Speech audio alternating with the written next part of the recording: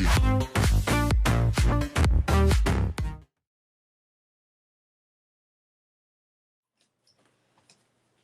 Welcome to FroN'Girls. And Mom. And Mom. And Mom. So we're doing a special edition Sunday live cast with Mommy's joining us today because of our special topic. But before we get into that, we first need to do Our simultaneous sip. So raise your coffee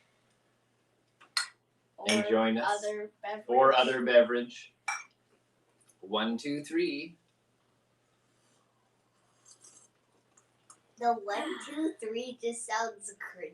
Just like 1, 2, 3. Yeah, we should come up with something new to say besides 1, 2, 3. All right, so who wants to introduce today's topic? I can. Today we're going to be talking about how being introverted or extroverted impacts your life. And so everyone can go around and say whether or not they're an introvert or extrovert. That might be helpful. Oh yeah, that's a good idea. Okay, so I actually have no clue whether or not I'm an introvert and extrovert because I keep testing for both, and I really everything gives me energy. I like talking to people. I like coding, but I don't really know. What is it when coffee gives you energy? Is that introverted or extroverted? It depends on whether you're drinking coffee with someone. Oh, okay. I guess. So, just to be clear, we're talking about what is the difference between an introvert and an extrovert? No, we're talking about how being an introvert or an extrovert impacts your life. Oh, okay. Well, I'm an extrovert. It impacts my life. I guess during a pandemic it impacts my life because it makes it harder for me to have all those interactions with people that I enjoy so much. Yeah. But that's one reason why we brought Mom to today's podcast, because she is our resident introvert. And so she can share more about that experience and what that's like. So how does being an introvert affect your life, honey? Well, I think there's a caveat to it. I didn't think I was an introvert when I was in China. And I also I think we need to clarify kind of what's the criteria to differentiate introvert from extrovert. Mm-hmm. Is it you think before you speak that makes you an introvert, or is it that you get energy from hanging out with a lot of people that makes you extrovert? Yeah, we should define introvert and extrovert first. Yeah, okay. I mean, I think one definition is with introverts you get energy from being alone and just reading a book. And when you're around a lot of people, you have to there's you're at a certain battery point and you get more and more drained when you're around a lot of people, whereas with an extrovert you get your energy from being around people and talking to people. Yeah. So where you get your energy? Yeah. Is that mostly it? Or is there more to it? Yeah. What do you think? About what Makes you an introvert or an extrovert? What about impromptu speaking and just more willingness to just do things impulsively? Or willingness Is that related to extroversion, where the extroversion I is think let's go party and just I guess just do something. Let's be spontaneous.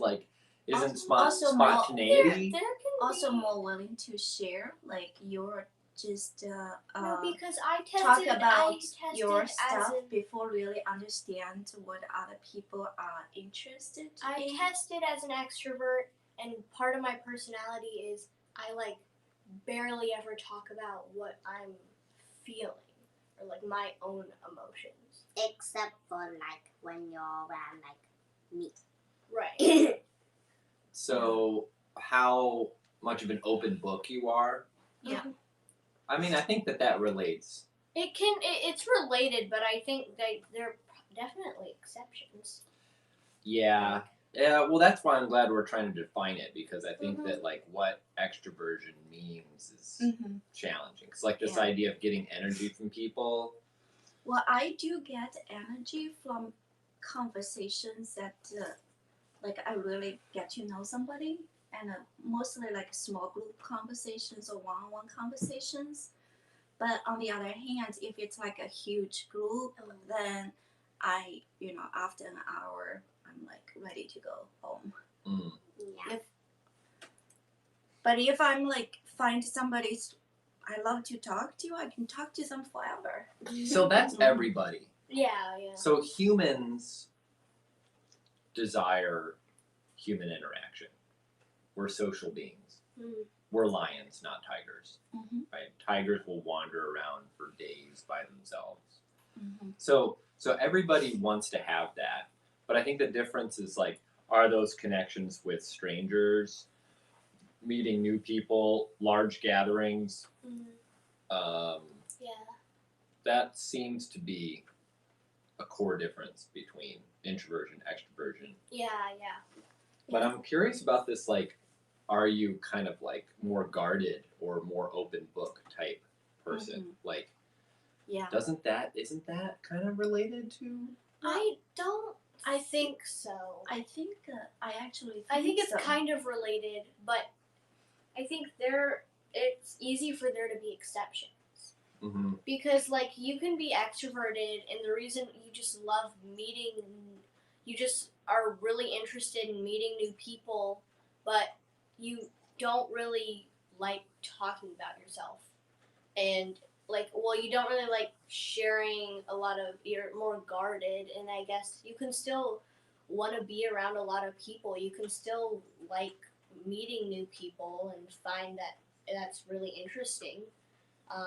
But it doesn't necessarily mean that You're gonna open up. Yeah, immediately. All right. Well, Isla, I what is Isla? Is Isla an introvert, extrovert? She tested as an extrovert. I tested as an extrovert, but I'm really not sure because like with kids, you Oh my can god, change. I keep bouncing around. You to can introvert, change extrovert. so fast when you're a kid. So it's like with adults, it's more like you're staying as an introvert or you're staying as an extrovert. But with like me, I used to be an introvert. Now I'm an extrovert. We're just too old, honey. I just like It's fine. We're just so set in our ways. Yep.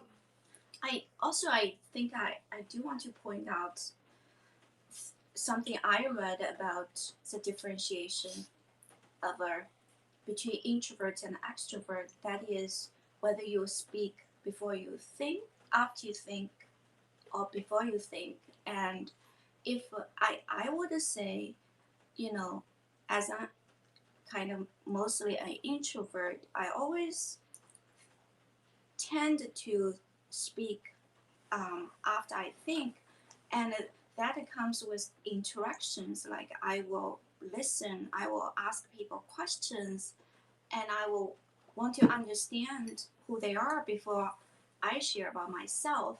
So that makes me less an open book, but it's because I want to figure out who the other person's interest and their motivations or their belief systems are before I kind of unloading everything about myself. Like it's more like targeted conversations. If somebody is interested in only interested in music but not anything else like I am interested in, I would try to like just stay within the topic, maybe learn something about music. Mm-hmm. Instead of talking about everything else that I am interested in. Right. Yeah. But I also think that like being an open book, does that mean you talk a lot about things you're interested in, or like talking about yourself and things that are more personal. Whereas like I don't know, maybe like talking about. I think that's thinking, feeling, right? If you're a Mhm. thinking person, you tend to think more like you're talking about ideas. Right. If you're a feeling person, you tend to talk more about people and like anecdotal situations and like here's what happened recently. Really? Yeah. Because I don't. Because the feeling thing, a lot of that is like this is relationships, right? This is I don't know. I just like you I go don't into really a- like talking about that as much though. well, you know, maybe you're like more of a balanced like thinking, Yeah. feeling, but that's the key difference between things like so if people are having a discussion about some topic. Or let's say they're having a debate about whether or not like what they should do. That the feeling person will care more about how people will react to what they say than necessarily like what's the best thing that we should do, right?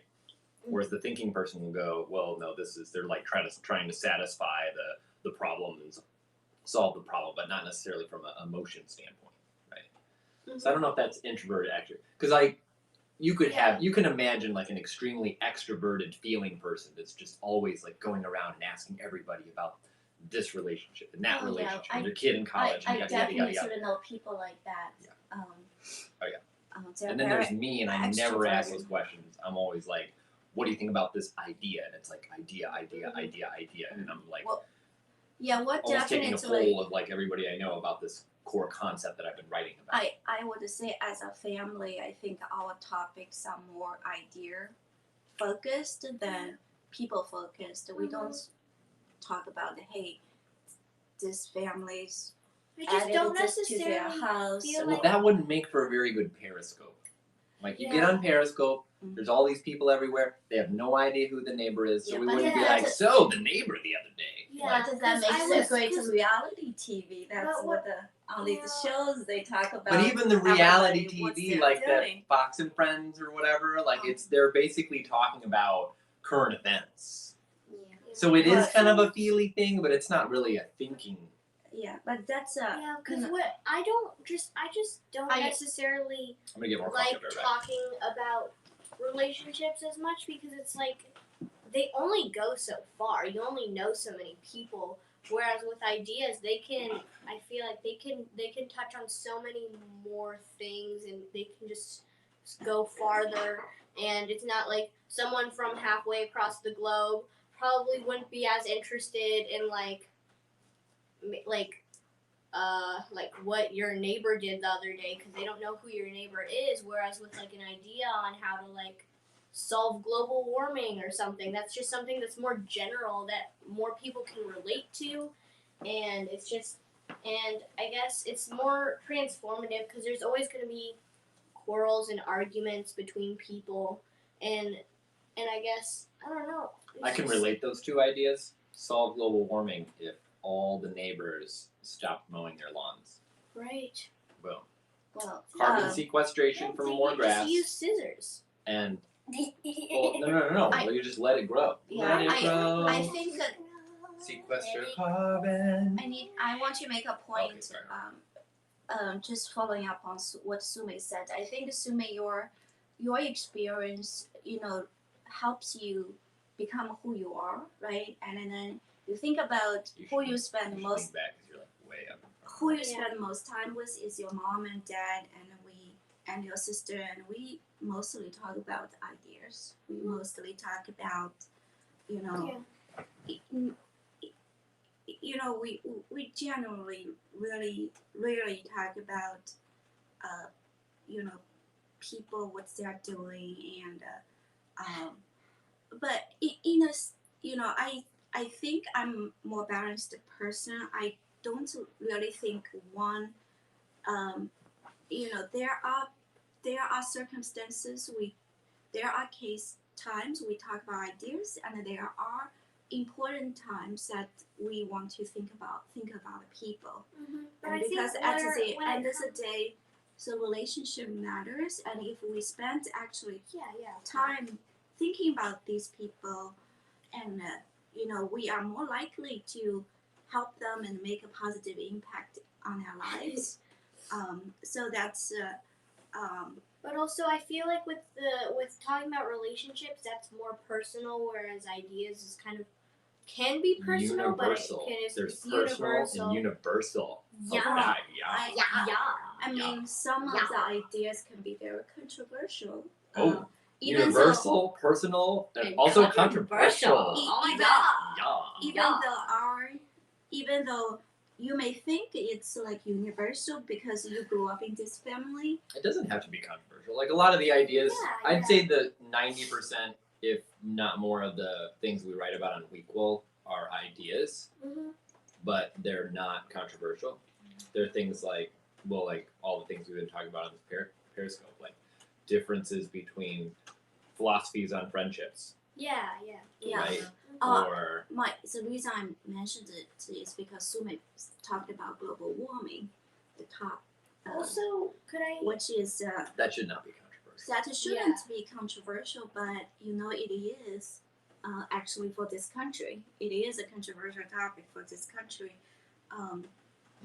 So We haven't written about that. yeah, that's I think we have our own beliefs, but we also want to be aware the environment. Why it's a big environment. We are way off topic. Extrovert, introvert. Okay, yeah. Bringing it back. Okay. Okay. So Bringing it what back. I was just gonna say. Somehow we got into the controversial, universal and personal topic of global warming Yeah. and the impact of neighbors mowing their lawns. Okay, I so let you share more. could I just say one thing about like thinking and the difference between thinking and feeling? No. Is that All right, fine. No, because with like feeling people, they can think about ideas, but when it comes to like making an impact and bringing people in, emotions do have a lot of impact on like how people like live their lives and what things they're spending their energy on, and like that's one of the reasons why like all the stuff on the news is like all the shocking things is because it gets your attention, and so with feeling people, like let's say you had an idea on how to stop global warming, you can think about how to speak to people's like emotions, because that is something that does play into whether or not people feel motivated to do things. Sure. So But you talking about the idea of being more persuasive yeah, when you talk to people's emotions as opposed to talking about facts, yeah, that is an idea concept, yeah. not a people concept,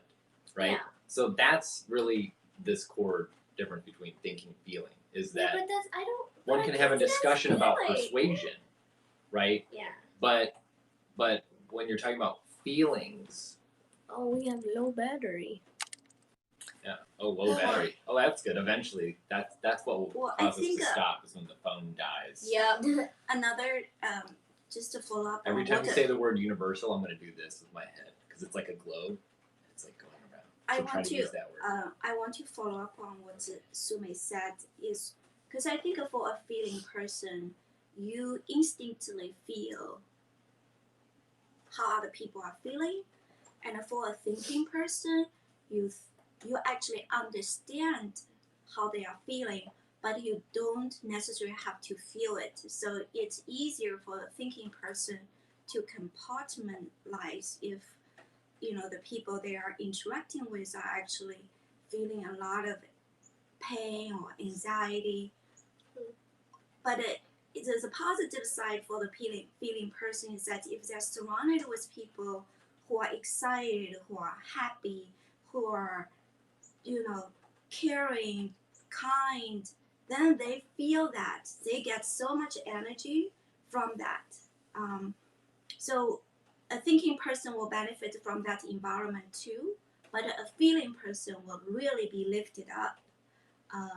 The sensitivity to other people's emotions. I mean, but yeah, it's a double-edged sword because you can feel the positive from other people. You can also feel a lot of negative from other people. That's why you.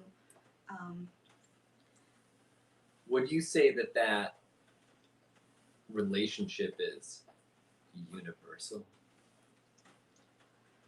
What do you girls think? Do you think what the comment I made is It can't be universal, or this. it's very like kind of maybe only applies to a very small sample of people? Can you say that? Well, Universal means that it applies everywhere. Uh-huh. So mommy's saying like, okay, people that are, we kind of left introversion, extrovert. I guess we covered Yeah. it. Now Yeah, we're we moving. did. We're basically moving back, or no, we're moving forwards through the Yeah. Myers-Briggs. We just Yeah. skipped sensing versus intuition. We Should jumped we? right to thinking, feeling. Mhm. But like, so the question is, okay, isn't part of being a feeling person that you're more sensitive to the emotions of people around you? I think that's universal. Yeah. Oh, I Yeah. think because that's it's like a globe. Yeah. when Really? I didn't. It's yeah, like a planet. 'Cause it's the round. planet goes around and around Right. the Yes. sun. Right, it goes around. The sun is like the center of my head's gravity. Sorry, anyway. So, okay, yeah. No, I would say that's definitely the case because it's very hard to have a focused discussion on ideas because they are more controversial. They have the Right. potential to be more controversial. Yeah. And if you're constantly feeling more emotions from people around you, then it's harder to stay on topic and focused on thinking about those, those concepts. If Uh-huh. if right, Yeah. right, it's gonna be harder for you to just say what you think because you're more influenced by how people's emotions will respond to what you're saying. Do you right? think that Yeah. people who are feeling are more likely to be like more detailed oriented than think about concepts? No, because the detail orientedness is actually getting to the sensing versus intuition. Mm-hmm. Yeah. We can get into that. Should we go back? Sure. Let's go back. Sensing the Back to the big. Wait, is it? No, it's an intuition. intuition. Because Okay. I'm INF. Wait, no, sorry, I'm ENFP. Sensing, or yeah. So there's sensing versus intuition.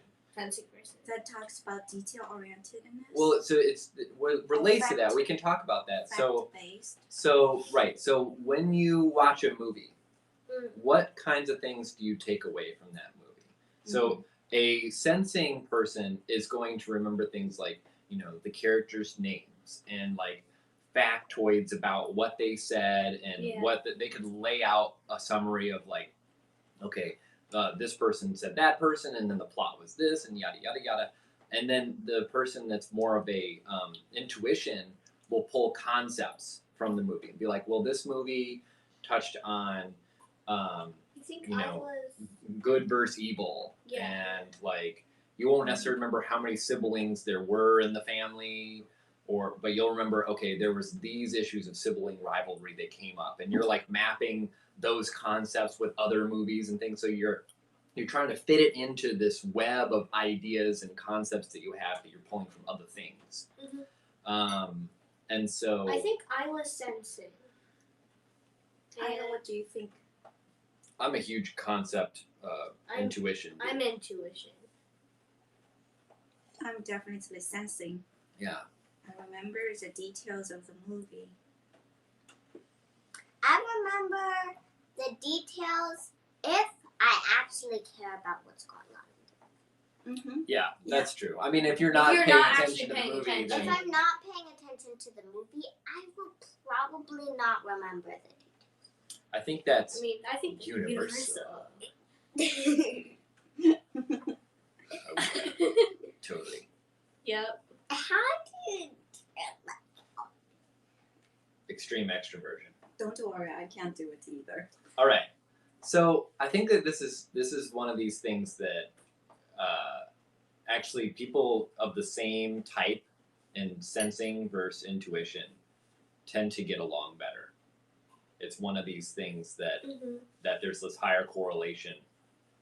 Whereas extroversion introversion is the opposite. Because you kind of have more things to talk about because like if someone's trying to talk about a concept, whereas like someone else is trying to talk about like more. Here's what happened. Yeah. Right. But in in a work environment, if you are trying to make something happen, you actually need these two types to work together. You need it. Right. Oh, you always need all these people. You need everybody to do good things. But it's just a little bit tougher. Like, so the intuition people tend to be more ideas oriented, right? More big picture. Yeah, oriented. and so they're kind of out of the box thinkers a little bit more. They're not necessarily speaking specifically to the facts of what's been presented, but they might be thinking outside of that, and that will drive some of the more analytical, sensing people that are like, well, no, the problem laid out was exactly these things, right? And then the intuition person is thinking, yeah, but these concepts relate to these other concepts and issues that we're dealing with, and so they're all over the place. And so then it's like driving the sensing people crazy. They're like, these are the facts of the problem. Why are your brain focus, and that can be frustrating. But of course, if you only had all these analytical people that are sticking with the facts and operating within this box, and it's kind of like you could miss something. Yeah. Right. You want to kind of have them broken out, but so you want everybody working together, but it's still one of these core areas that causes tension. Just like thinking, feeling people also have this tension, where it's like if you have all these thinkers sitting around, talking, then they can be completely oblivious to the fact that like one person's dog just died, and they're not in the mood to talk about, universal concepts like global warming, right? And so, yeah. So, but anyway, I'll pause there. Right. Yeah. So we covered the sweet dimensions of the Myers-Briggs. What's the last one? It's perceiving and judging. Oh yeah. I'm perceiving. Wait, what's that? This is probably one of the more challenging ones to explain. What Part does because it the mean words to are be- so screwed up. Like judging, you'd think means like, oh, I know somebody who's really judging, Yeah. running around, telling everybody what to do. Like everything they do is universal, right? Yeah. So judging, what that really means is that they tend to just want to have everything more organized and planned. So I used to have a friend who was like so extreme judging, like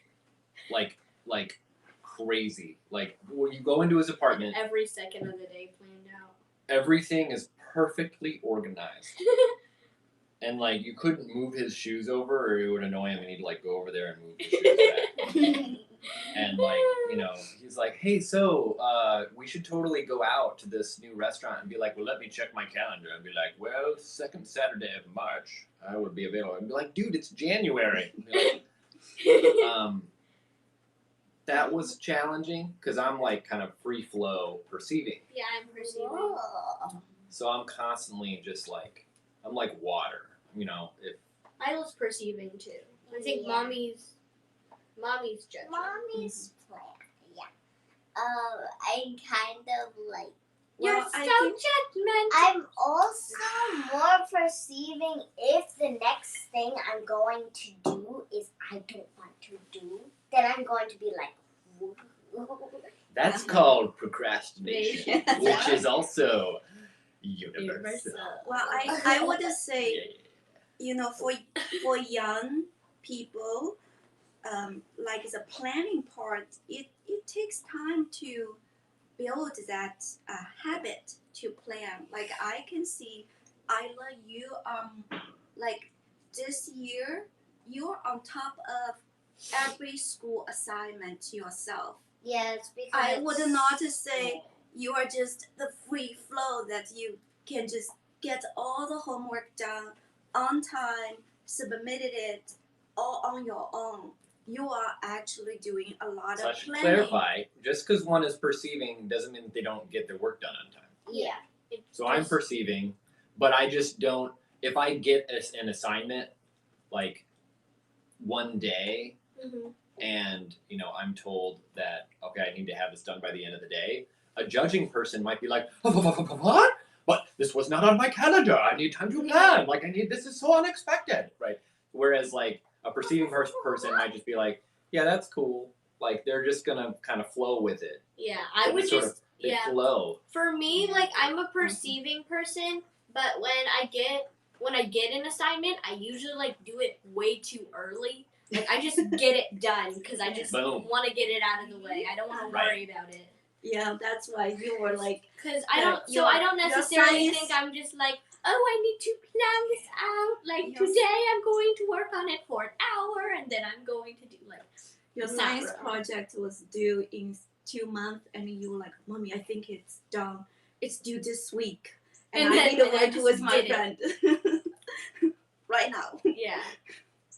Yeah. So I think I don't think that there's probably a small correlation between being perceiving and being a procrastinator.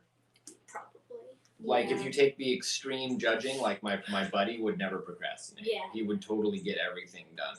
Yeah. Like Sumi Right doesn't procrastinate. She No, just I do. gets things No, done way I do early. sometimes. Like sometimes I just so I totally forget about it, and then I was like, oh my god, this is like we were supposed to do this thing for like a month, and then I had like a week. No, it was like less than a week, and then I just like sat down for like 3 hours, and then I just got it done because I just panicked basically. The Yeah. panic I was like, oh my god, it's so monster. Panic monster. yeah. Oh That yeah, TED Talk. yeah. That was What? in that TED Talk. Isla, tell us about this article you wrote. That's because this is so Well, worth bringing up in the Yeah. context of this. I wrote an article called "The Mind of a Master Procrastinator." The mind of a procrastinator, and basically it was just saying like It was based off a TED Talk it that was somebody based off a gave. TED Let Talk your that sister somebody- talk. What? Nothing. So I wrote. I basically like summarized. And they were just like talking about what happens inside a procrastinator's mind, and some people they procrastinate a lot for like a lot of things. And one type of procrastination is called short-term procrastination, and that is when there's a panic monster. And so there are 3 different things in your mind. There's a rational decision maker, Isla's a really good talker. Instant gratification. instant gratification monkey, and a panic monster. So when you have a deadline, you will always get the things done at the end, and that's called short-term procrastination. So how that works is, it's like, let's say you have to get down this paper in 3 weeks, and so for a procrastinator, you'd probably just spend like 2 weeks and a half not doing anything. But once you realize what is going Monster.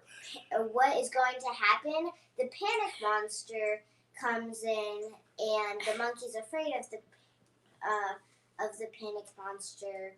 So the rational decision maker is able to take the wheel, and you can start working on your paper. So that's one kind of procrastination.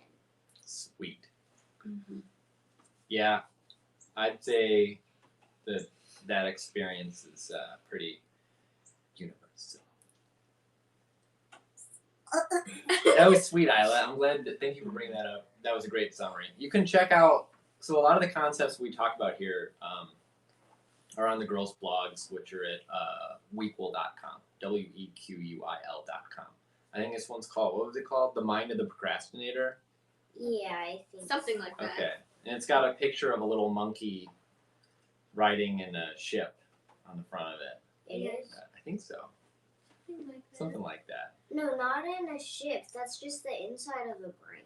Oh, okay. Well, anyway, I got the title right. Yeah. So, Good job. Yeah. is there a difference between Oh, yes. Yeah. like, someone who always do what they love, and then for the things they don't like to do, they wait until last minute, and then a different person would try to do the things they don't like to do, but they have to do first, and then focus on the things they like to do once they get all these things out of the way. Well, I'm perceiving, and I like when I get something, I just get it done immediately because I just like I either get it done immediately or I kind of like forget about it, and then I realize it's about to be due, and then I like panic, and then I get it all done. So like it goes two different ways, and I don't think it's that like it's not that I have everything planned out. It's just that I just want to get this done and out of the way, so I don't have to think about it.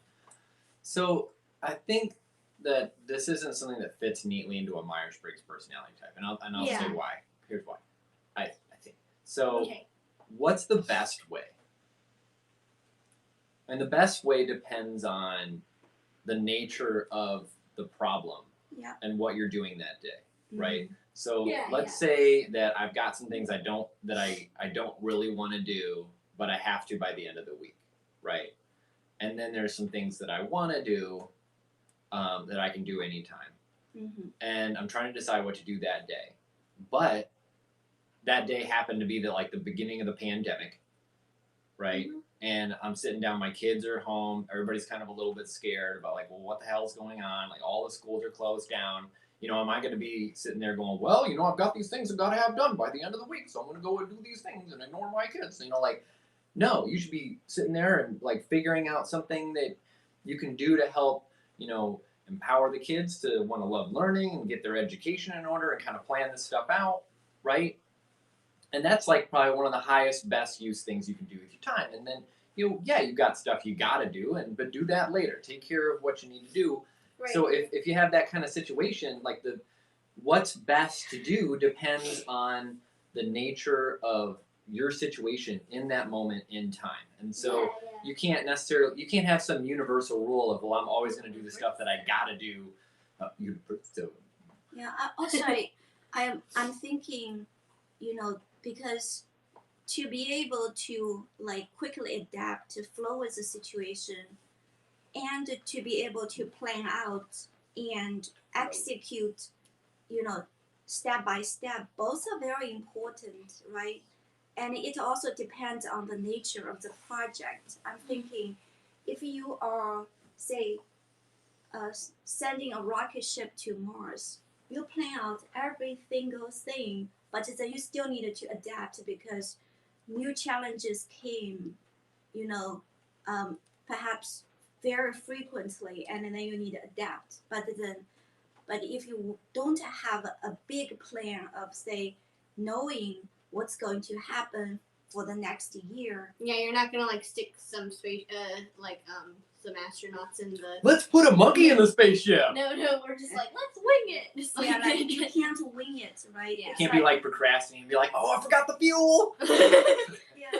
So like a big project like that really like challenges us, right? And you just really needed to be able to like be extremely planned, but also be extremely adaptive in the situation. I think you and I would make like the perfect team for a rocket launch. We got it covered. Right. Except we don't know anything about rockets. Yeah, you have everything except. If we knew a lot about rockets, we'd make the perfect team. Yeah. I was thinking from a personality standpoint, okay? Yeah. Well, I give us a compliment. All right. Well, this is the longest. Yeah. FroN'Girls. I got to do it with the turn. And ready? Mom. Face away from the camera. And then on 3. Ready? Okay. 1, 2, 3. FroN'Girls. That was so horrible. Come on. Turn your head to the right. Okay. 1. Come on. Right. 1, 2, 3. FroN'Girls. And Mom. And Mom. Oh, we need to work on that. Yeah. We'll have it down by our FroN'Girls 100th and Mom. podcast. Yeah. FroN'Girls and Having Mom here was great. Yeah. Back to extrovert, introvert. Yeah. Here's the difference between an extrovert, introvert. Yeah. The extrovert is the first one to go on the periscope and does it with a giant afro. The introvert shows up at the 7th podcast, neatly dressed, and organized. Yep. And Yep. so that would be. Yep. That's the difference. Mhm. I'm glad we solved that. Yeah. Okay. Crack it.